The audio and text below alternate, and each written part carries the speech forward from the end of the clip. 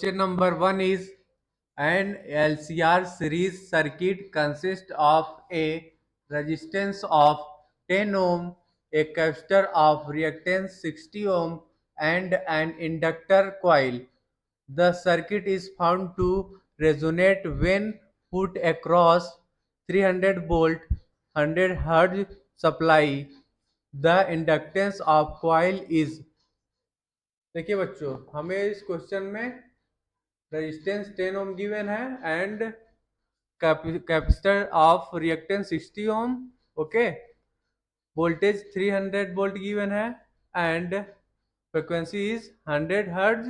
We have to find out inductance of coil. Okay, हमें इस question में inductance L की वैल्यू फाइंड आउट करनी है। ओके, देखिए बच्चों, angular velocity angular velocity angular velocity omega naught is equal to होता है 2 पाई एफ। ओके, एफ क्या है? फ्रीक्वेंसी है। फ्रीक्वेंसी हमें क्या गिवन है क्वेश्चन में? Frequency F is equal to given है हमें 100 हर्ट्ज। ओके, तो यहाँ वैल्यू पुट कर दीजिए तो हमारा आ जाएगा angular velocity. Okay, 2 pi into 100। Okay, pi की वैल्यू क्या गिवन है क्वेश्चन में? Pi is equal to 3 given है। ओके, तो यहाँ से angular frequency omega is equal to आ जाएगा 2 into 3 into 100। Okay, angular velocity कितनी आ गई? 600 रेडियन पर सेकेंड। ओके बच्चों, देखिए, at resonance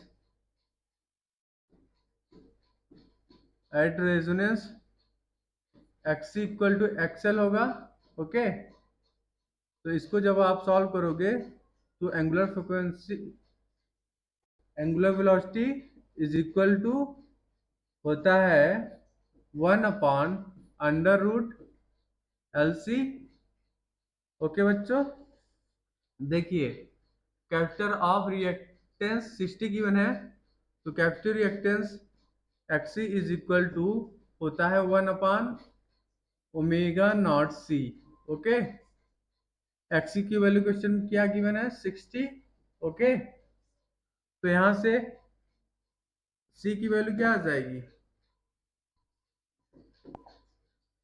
C is equal to आ जाएगा 1/XC into omega naught. Okay, XC की वैल्यू कितनी है?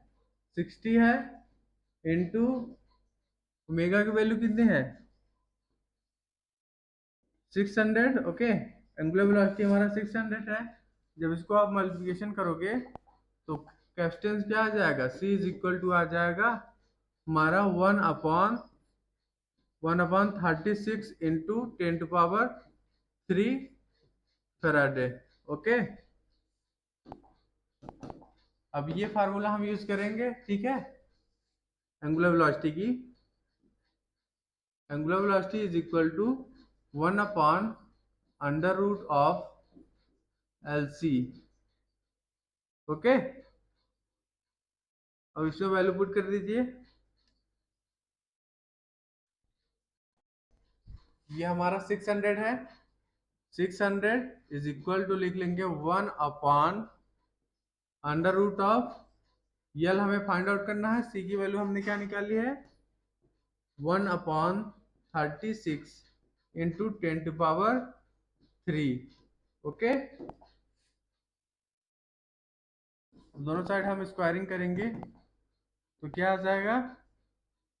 Here we get 36 into 10⁻⁴ is equal to 36 into 10⁻³ divided by L। Okay, यहाँ से हमारा इंडक्टेंस L की वैल्यू आ जाएगी।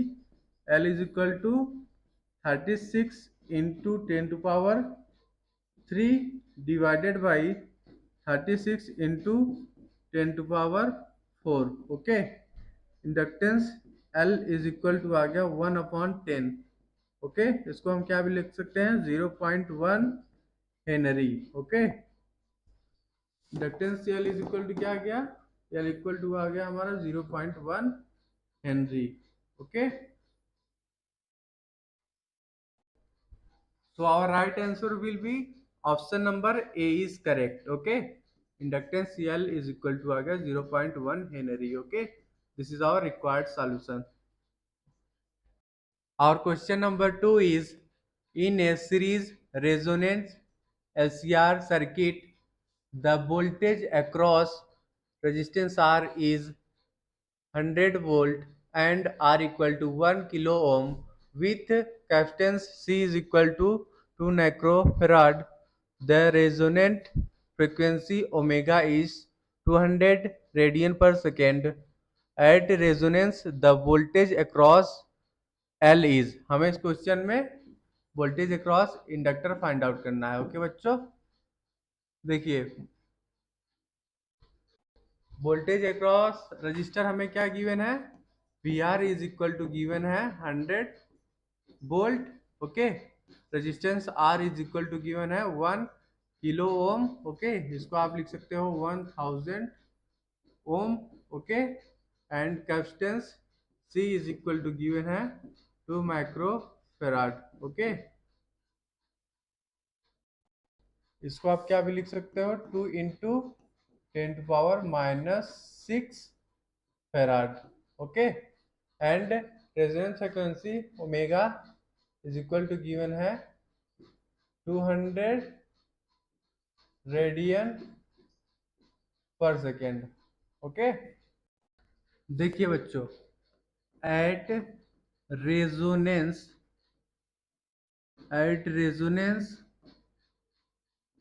एक्सएल इज इक्वल टू होता है एक्सी। ओके, तो हम लिख सकते हैं omega L is equal to 1 / omega C.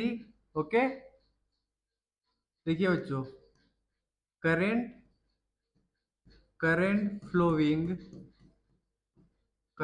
Flowing through the circuit through the circuit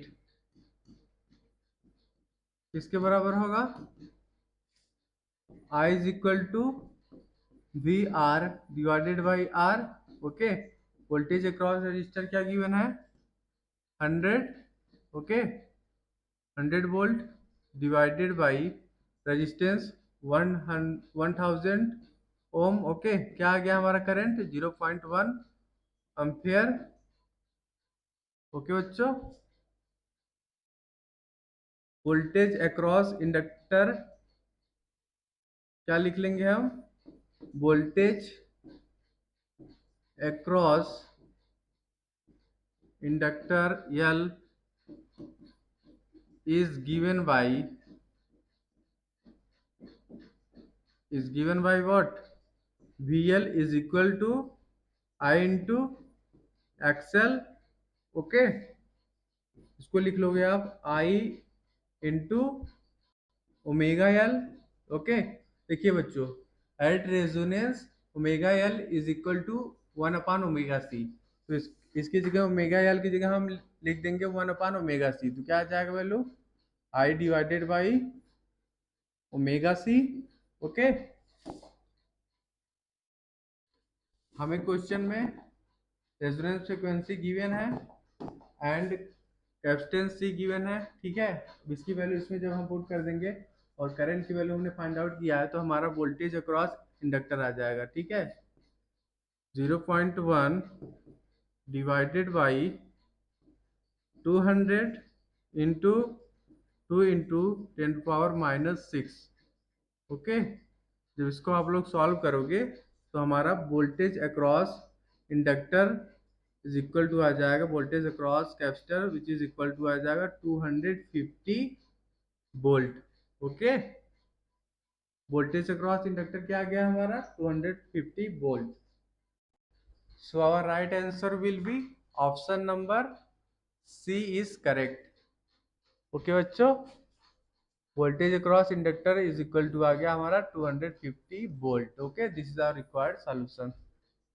Our question number 3 is, In an electrical circuit, RLC and an AC voltage source are all connected in series. When L is removed from the circuit, the phase difference between voltage and current in the circuit is pi by 3. If instead capacitance C is removed from the circuit, the phase difference is again pi by 3. The power factor of the circuit is, देखिए बच्चों, एक हमारा RLC circuit है, ठीक है।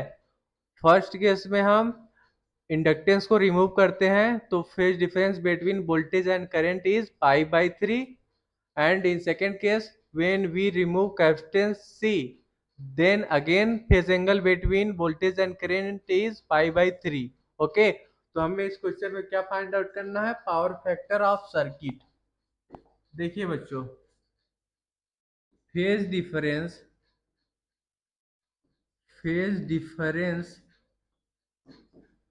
Difference tan phi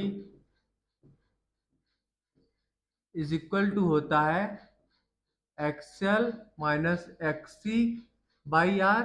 okay, ये हमारा phase difference in R L C circuit है। ओके, देखिए tan phi is equal to होता है XL minus XC by R. Okay, phi की वैल्यू हमें क्या गिवन है, pi by 3। Okay, so we write tan pi by 3 is equal to XL minus XC by R. Okay, first case देखते हैं। when L is removed, when inductance is removed,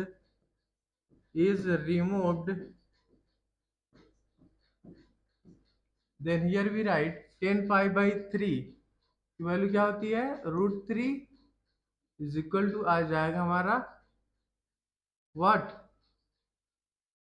XC by R. Okay, यहां से XC की value आ गई, XC is equal to आ गया हमारा √3 आर। ओके, सेकेंड केस देखते हैं हम। When capacitance is remove, when C is removed, उस केस में हमारा क्या आ जाएगा, √3 is equal to XL by R. Okay बच्चों, एक्सएल की वैल्यू क्या आ गई, एक्सएल इज इक्वल टू आ गया हमारा R √3। Okay, XC and XL की वैल्यू हम फेज डिफरेंस वाले फार्मूले में पुट करेंगे इसमें, ठीक है।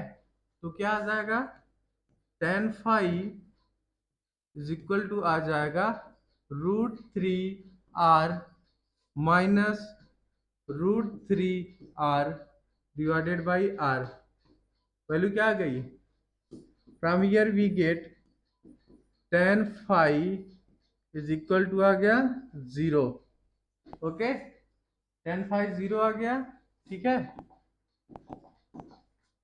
देखिए tan, देखिए बच्चों, tan 0 पे हमारा क्या वैल्यू आता है, tan 0 आता है, ठीक है। तो cos फाइव क्या आ जाएगा हमारा पावर फैक्टर, cos 0 हम लेंगे तो आ जाएगा 1। Okay, power factor cos phi is equal to 1 आ गया।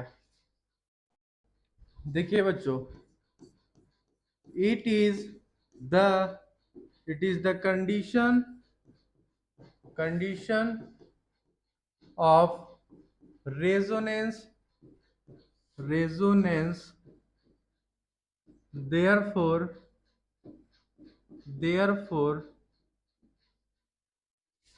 phase difference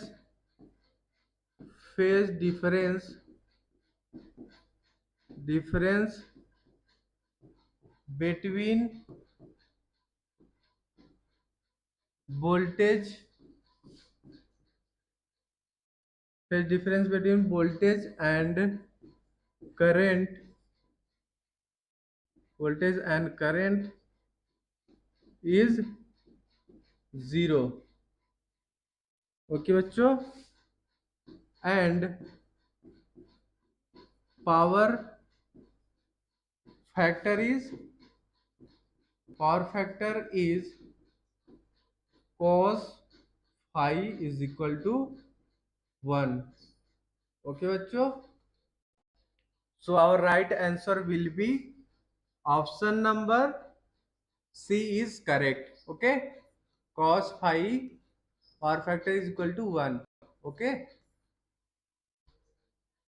our question number 4 is a coil of inductive reactance 31 ohm has a resistance of 8 ohm. It is placed in series with a condenser of capacitive reactance 25 ohm. The combination is connected to an AC source of 110 volt. The power factor of circuit is, देखिए बच्चों, हमें इस question में resistance R is equal to given है 8 ohm, okay, and inductive reactance XL is equal to given है 31 ohm, okay, and capacitive reactance given है हमें 25 ओम. Okay, हमें इस क्वेश्चन में क्या फाइंड आउट करना है, power factor cos phi find out करना है. ओके, देखिए बच्चों, in RLC series circuit, power factor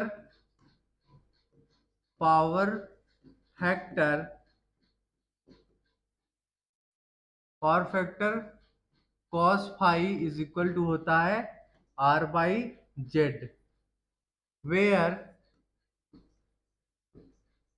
Z equal to होता है अंडर रूट ऑफ R का square plus in bracket XL minus XC का स्क्वायर. ओके बच्चों, तो यहाँ हम पावर फैक्टर लिख लेंगे cos phi is equal to R divided by under root of R का square plus in bracket XL minus XC का square. Okay, resistance R and capacitive reactance and inductive reactance हमें question में value given है, तो value इसमें put कर दीजिए. तो क्या आ जाएगा, cos phi is equal to आ जाएगा हमारा 8 divided by under root of 8 का square plus in bracket 31 minus 25 का स्क्वायर. ओके, जब इसको आप सॉल्व करोगे पावर फैक्टर क्या आ जाएगा हमारा, cos phi is equal to आ जाएगा 8 divided by under root of 64 plus 36.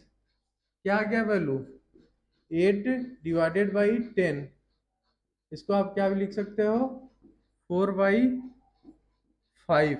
Okay, power factor क्या आ गया बच्चों, cos phi is equal to आ गया हमारा 0.8. ओके, ये हमारा पावर फैक्टर आ गया. So right answer will be option number C is correct. Okay, power factor cos phi is equal to आ गया 0.8. Okay, this is our required solution. और question number 5 is a 60 watt load is connected to the secondary of a transformer whose primary draws line voltage of 220 volt. If a current of 0.54 ampere flows in the load, then what is the current in the primary coil?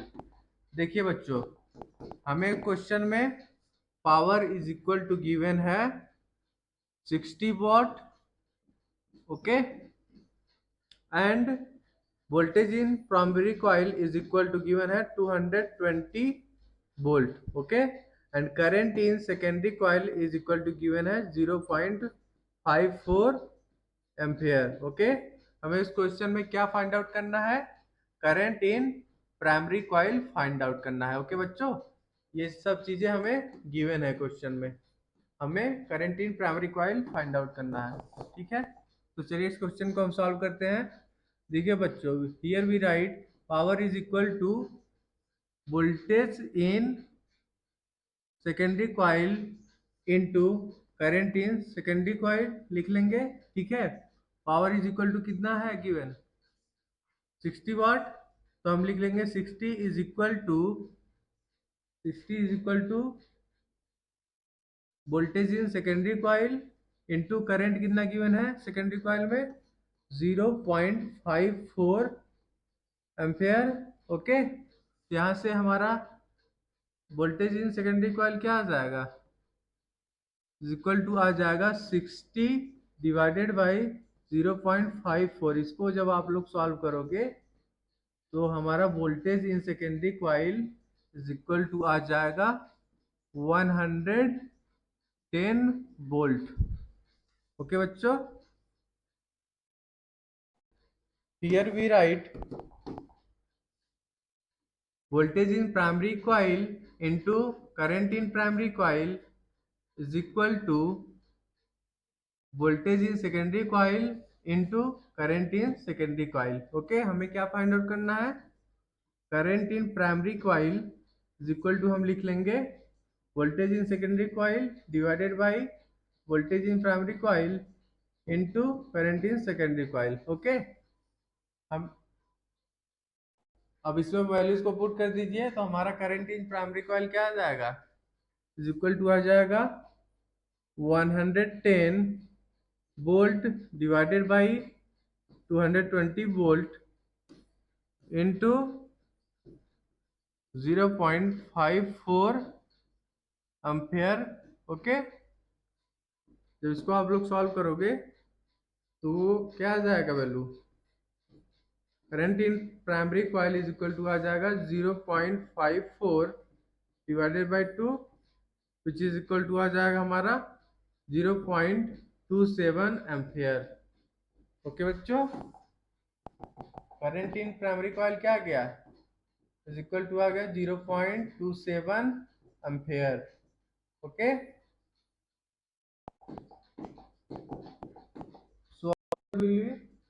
so our right answer will be option number B is correct। Current in primary coil is equal to आ गया 0.27 ampere. This is our required solution. और question number 6 is obtain the resonant frequency omega of a series LCR circuit with L is equal to 2 Henry and capacitance C is equal to 32 microfarad and resistance R is equal to 10 ohm। What is the quality factor of this circuit? हमें इस question में बच्चों क्या find out करना है? Quality factor. Okay, देखिए हमें question में क्या गिवन है? Inductance L is equal to given है 2 henry. Okay, and capacitance C is equal to given है 32 माइक्रोफेराड। इसको आप क्या भी लिख सकते हो? 32 into 10⁻⁻6 farad. Okay, resistance R is equal to given है 10 ओम। ओके, हमें इस क्वेश्चन में क्या फाइंड आउट करना है? क्वालिटी फैक्टर क्यों फाइंड आउट करना है। ठीक है, चलिए इस क्वेश्चन को हम सॉल्व करते हैं। देखिए, रेजोनेंस एंगुलर फ्रीक्वेंसी किसके बराबर होता है? Resonant angular frequency omega is equal to होता है 1/√LC। ओके बच्चों, यहाँ वैल्यू पुट कर देंगे हम L एंड C की, तो क्या आ जाएगा वैल्यू? √2 into 32 into 10⁻⁻6। ओके, जब इसको आप सॉल्व करोगे तो हमारा रेजोनेंस फ्रिक्वेंसी क्या आ जाएगा, 125 रेडियन पर सेकेंड। ओके बच्चों,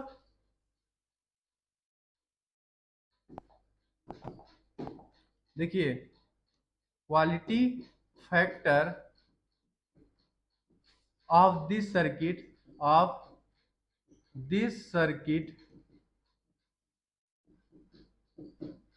quality factor Q is equal to होता है 1/R into under root of L/C। Okay, हमें इस क्वेश्चन में रेजिस्टेंस की वैल्यू गिवन है, कितना है 10, एंड L की वैल्यू कितनी गिवन है 2 डिवाइडेड बाई C कितना गिवन है 32 इंटू 10⁻⁻6। ओके,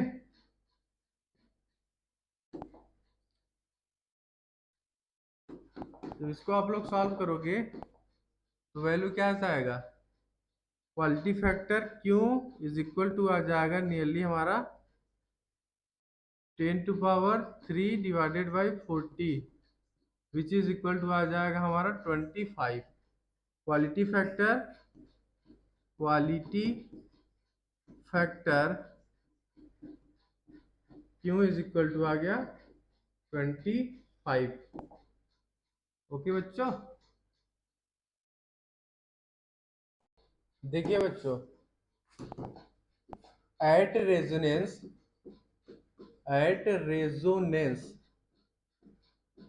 रेजोनेंस पे हमारा एक्सएल इक्वल टू एक्सी होता है, तो हम लिख लेंगे omega L is equal to omega C. Okay, तो यहाँ से omega square is equal to आ जाएगा 1/LC।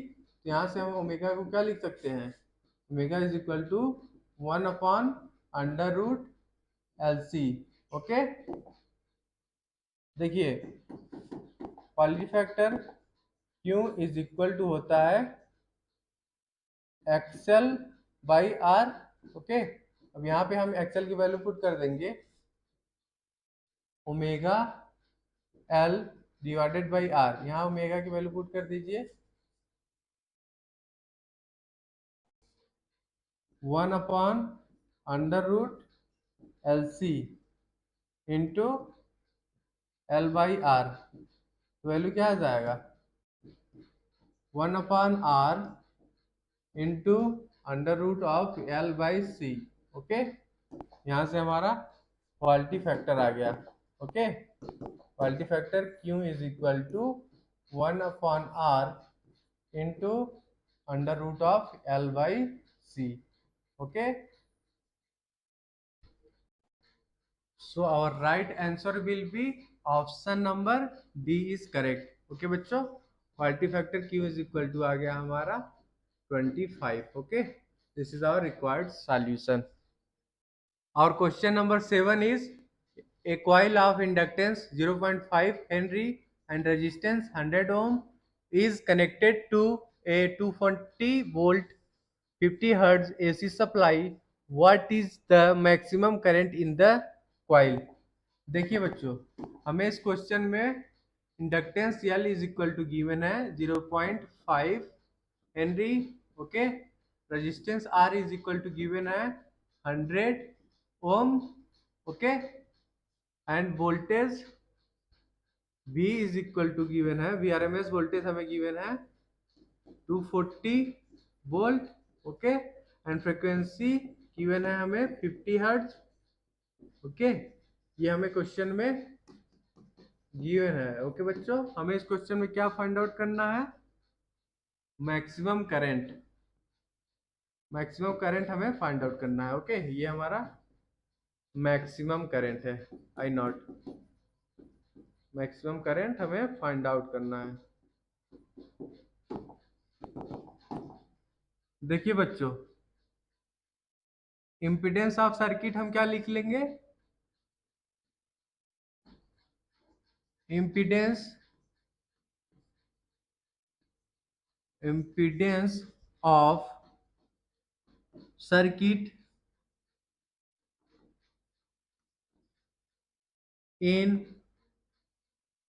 RL 1 मिनट बच्चों, ये सर्किट है ना, 1 minute. Impedance impedance of circuit in RL series circuit किसके बराबर होता है? Z is equal to under root of R का स्क्वायर प्लस XL का स्क्वायर। ओके, देखिए XL इज इक्वल टू होता है हमारा 2 pi f L। Okay, L 1 minute. देखिए XL इक्वल टू होता है omega L and omega is equal to होता है 2 पाई f। ओके, ओमेगा की जगह हमने 2 पाई f पुट कर दिया। ठीक है, तो हम लिख लेंगे Z is equal to under root of R का square plus 2 pi f L का स्क्वायर। अब इसमें वैल्यूज को पुट कर दीजिए, तो Z इज इक्वल टू क्या आ जाएगा? अंडर रूट ऑफ रेजिस्टेंस 100 ओम है, 100 का square plus in bracket 2 into pi की वैल्यू क्या होती है? 3.14 into frequency 50 hertz. Okay, into inductance 0.5। Okay, अब इसको जब स्क्वायर करके सॉल्व करोगे तो क्या आ जाएगा हमारा? Impedance of circuit Z is equal to आ जाएगा हमारा नियरली 186.14 ओम। ओके बच्चों, चलिए हम RMS वैल्यू ऑफ करंट लिख लेते हैं। The RMS value of current क्या आ जाएगा बच्चों? IRMS इज इक्वल टू आ जाएगा VRMS divided by Z। Okay, अब इसमें वैल्यू पुट कर दीजिए। VRMS कितना है? 240 वोल्ट डिवाइडेड बाई हमारा इम्पिडेंस कितना आया है? 186.14। ओके, जब 240 को 186.14 से डिवाइड करोगे तो नियरली हमारा आ जाएगा वैल्यू 1.29 एम्पेयर। ओके, देखिए बच्चों, IRMS current is equal to होता है maximum current divided by √2। Okay, तो यहाँ से हम मैक्सिमम करेंट क्या लिख लेंगे? Maximum current is equal to लिख लेंगे √2 इंटू IRMS। ओके, तो यहाँ वैल्यू पुट कर दीजिए। √2 की वैल्यू क्या होती है? 1.414 इंटू IRMS कितना आया है? 1.29। जब इसको आप लोग मल्टीप्लिकेशन करोगे तो मैक्सिमम करंट हमारा I0 इज इक्वल टू आ जाएगा 1.824 एम्पियर। ओके, तो हमारा कौन सा ऑप्शन सही होगा बच्चों? Our right answer will be option number A is correct. Okay, maximum current I0 is equal to क्या आ गया? 1.824 ampere. Okay, this is our required solution. Our question number 8 is: a radio can tune over the frequency range of a portion of megawatt broadcast band 800 kilohertz to 1200 kilohertz if its LC circuit has an effective inductance of 200 microhenry. What will be the range of its variable capacitor? देखिए बच्चों, हमें इस question में क्या find out करना है? Range of variable capacitor. Okay, we have to find out range of its variable capacitor. Okay,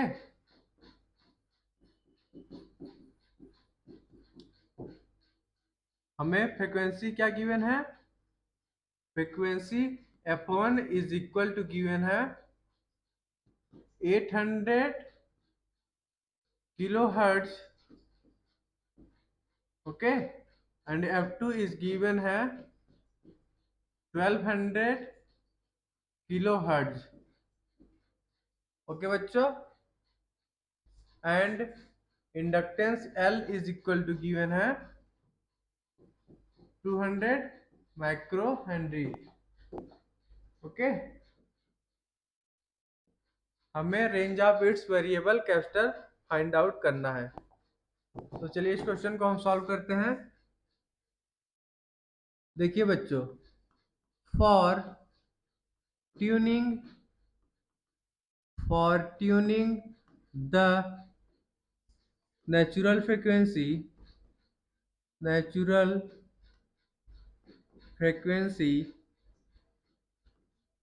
for tuning the natural frequency is equal to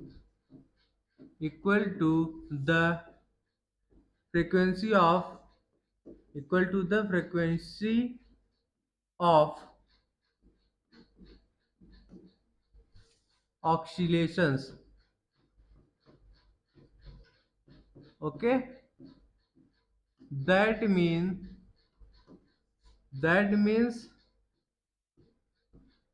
it is the case of resonance, okay, case of resonance। देखिए बच्चों, frequency of oscillation किसके बराबर होता है, frequency of oscillation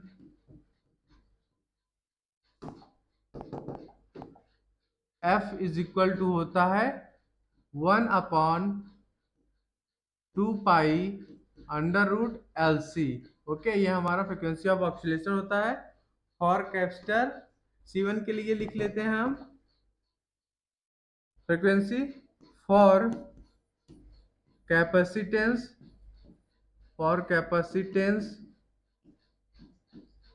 C1, frequency क्या हो जाएगा, F1 is equal to 1/2 pi under root L into C1, okay. अब इसमें वैल्यूज को पुट कर दीजिए,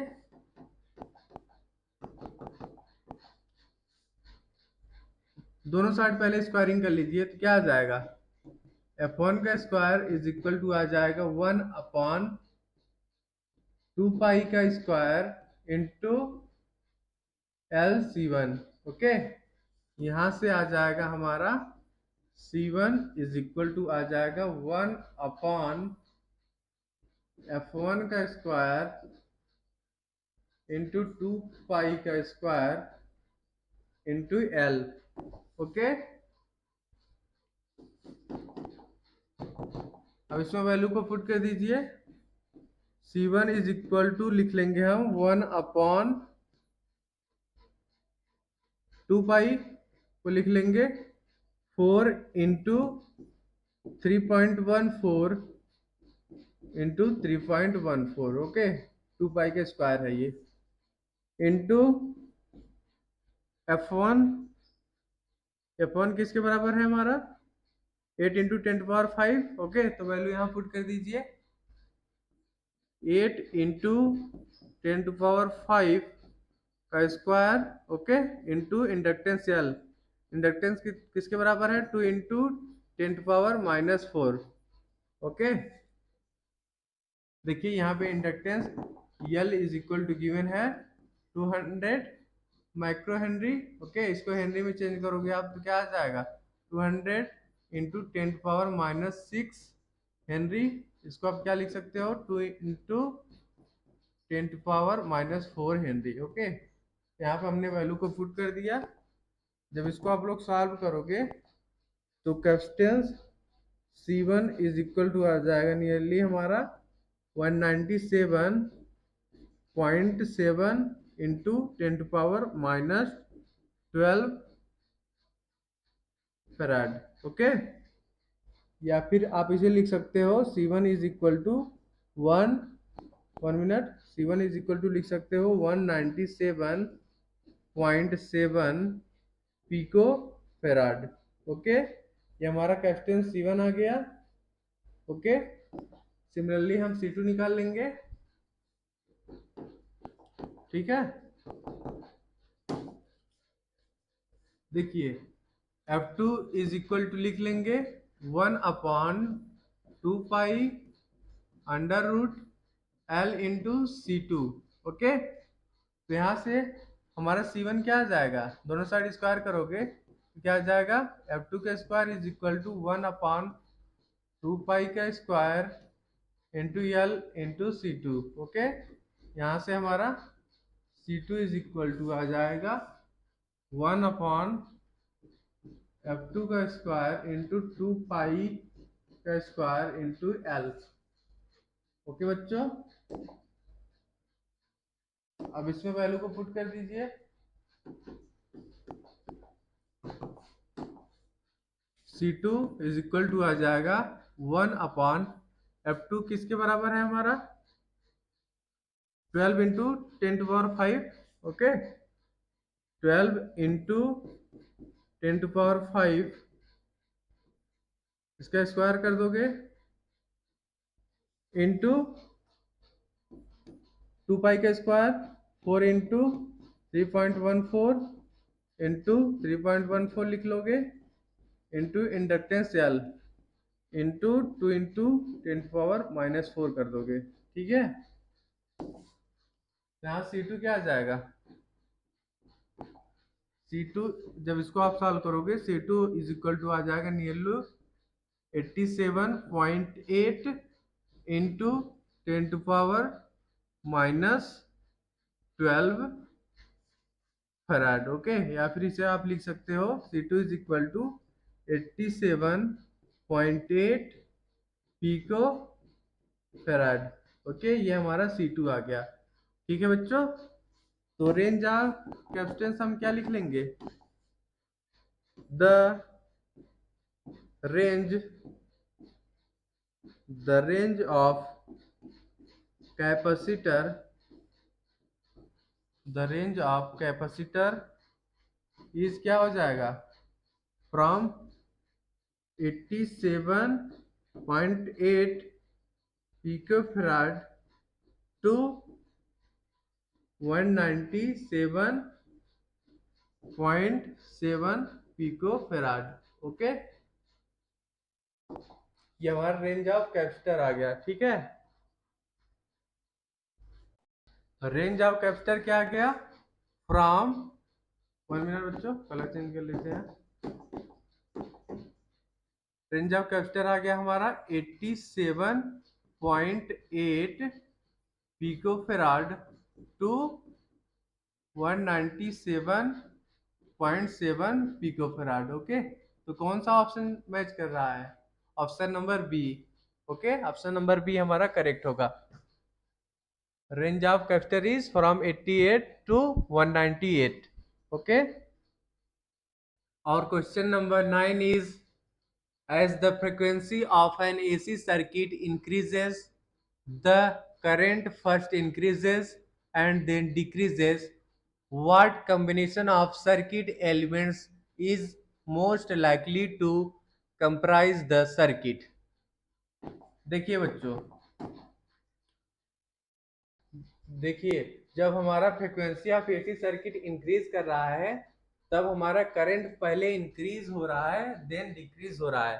तो हमें इन चारों ऑप्शन में बताना है कि कौन सा कॉम्बिनेशन सर्किट का सही होगा। ठीक है, देखिए बच्चों, reactance of an inductor, reactance of an inductor of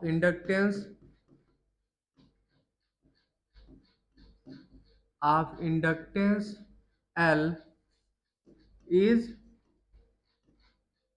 XL is equal to 2 pi nu into L। Okay, जहां पे हमारा न्यू क्या है, फ्रीक्वेंसी ऑफ एसी सर्किट है। Okay, nu is frequency frequency of the AC circuit. Okay बच्चों, and here XC क्या है, reactance of capacitive circuit. XC is reactance of the capacitive circuit. Okay, तो एक्सी इज इक्वल टू हम लिख लेंगे 1/2 pi nu into C. Okay, nu क्या हमारा frequency of AC circuit है। ठीक है,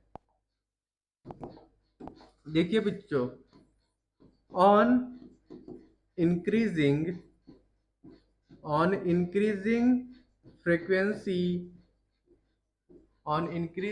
frequency nu clearly XL increases. Okay, XL increases and XC decreases. Okay बच्चों, this is for our LC circuit. Okay, ये हमारा LC सर्किट के लिए था। ठीक है, जब हम फ्रीक्वेंसी को क्या कर रहे हैं, इंक्रीज कर रहे हैं, तो जो हमारा एक्सल है, इंडक्टिव रिएक्टेंस क्या हो रहा है, इंक्रीज कर रहा है, एंड कैपेसिटिव रिएक्टेंस डिक्रीज कर रहा है। ओके, तो ऑप्शन कौन सा सही होगा, ऑप्शन ए करेक्ट होगा।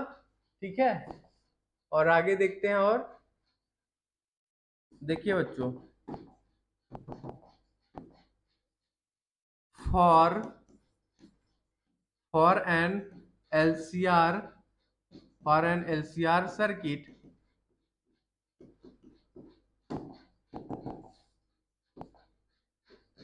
जेड क्या हमारा इम्पीडेंस ऑफ सर्किट।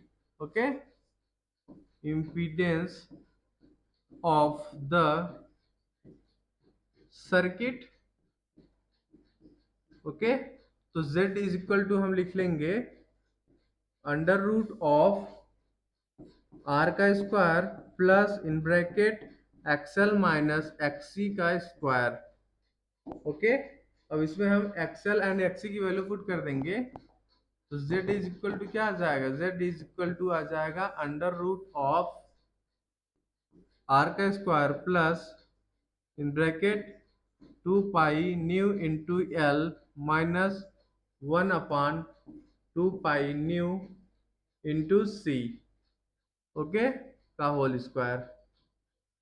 देखिए बच्चों, जब हम फ्रीक्वेंसी को इंक्रीज करेंगे तो इम्पीडेंस जेड हमारा क्या होगा, डिक्रीज होगा। Okay, and at certain value of frequency known as resonance frequency nu naught, okay, impedance z is minimum. Okay, so here we write as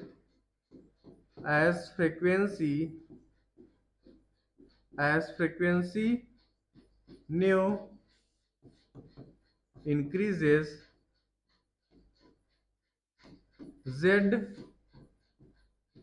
decreases.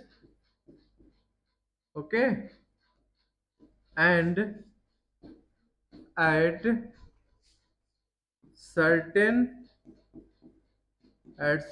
value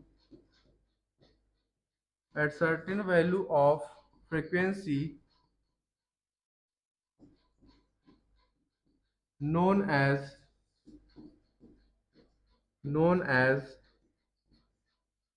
resonance resonant frequency,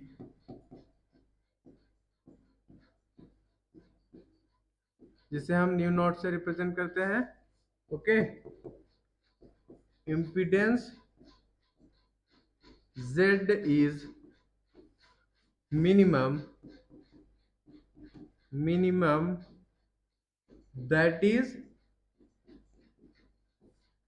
impedance Z minimum is equal to R. Okay, at resonance condition XL is equal to होता है XC.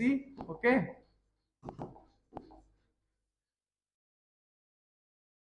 so here we write current varies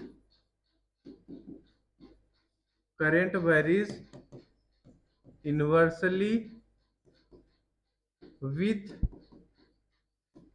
impedance. Okay,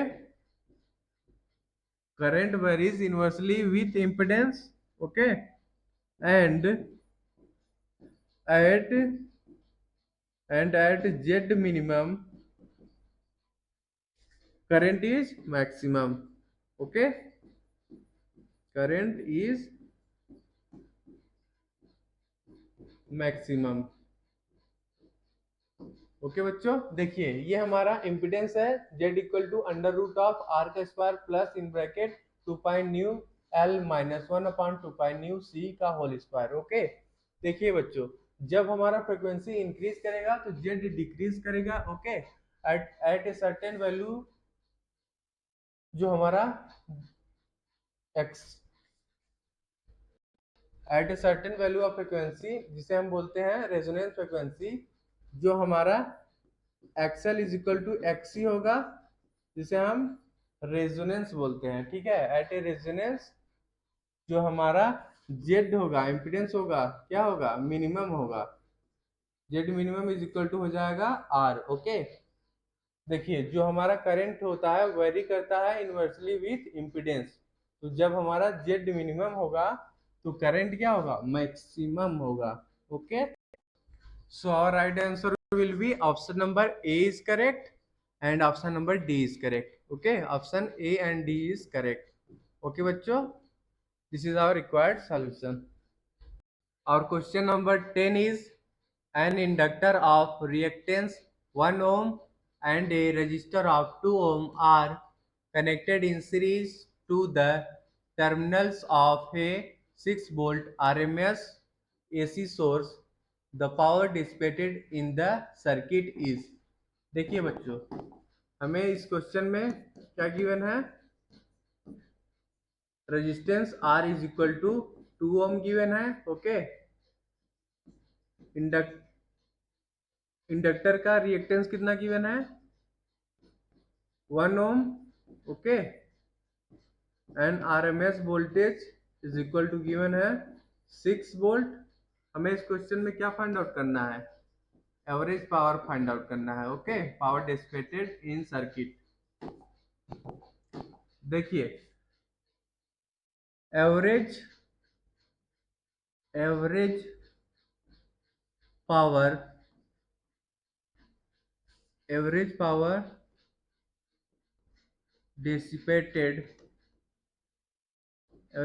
dissipated in the circuit किसके बराबर होता है, P average is equal to होता है RMS voltage into RMS current